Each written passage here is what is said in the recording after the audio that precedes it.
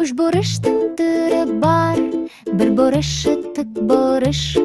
Пифагор сол кезде айтты, бір формула жүз есепке. Айтты Пифагор бабамыз, тет квадрат тең а квадрат, қосу б квадрат. Есептерге квадралдансаң, жалп жағадап сәтте.